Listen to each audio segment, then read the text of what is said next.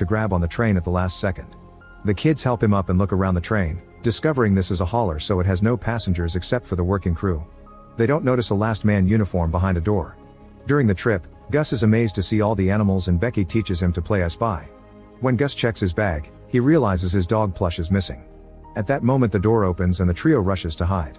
A worker comes by and at first he doesn't see them, but when Gus accidentally drops a bottle the man finds him and pins him down.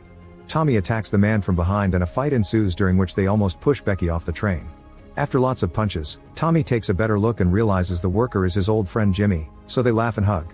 After they share some stories from their football days, they realize Gus has gone looking for his dog. The trio searches for Gus while Jimmy keeps asking about Tommy's life. It's revealed that all their old football teammates, Tommy's wife, and his baby are dead. At that moment Gus comes back looking sad because he couldn't find his dog, which is the last thing he has with Richard's smell. Tommy cheers him up by showing him a river that indicates they're arriving at Colorado. The address from the internet mentioned Go Grow and Jimmy explains it's short for Goss Grove, a neighborhood outside Essex City. The chat is interrupted when Becky hears last men in the other car and Jimmy takes the group to the back area, however they can see the men coming. Becky thinks they should jump, however Tommy sees the dog and decides to rescue it.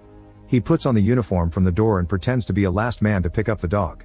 However the men have a wanted sign with Tommy's face and recognize him. Tommy throws a bunch of boxes to slow them down and runs back to Jimmy's car, closing the door behind him.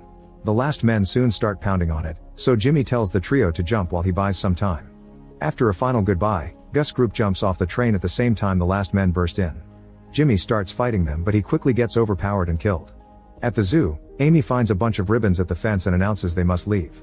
Suddenly they hear a noise and check the security cameras, which show two last men outside.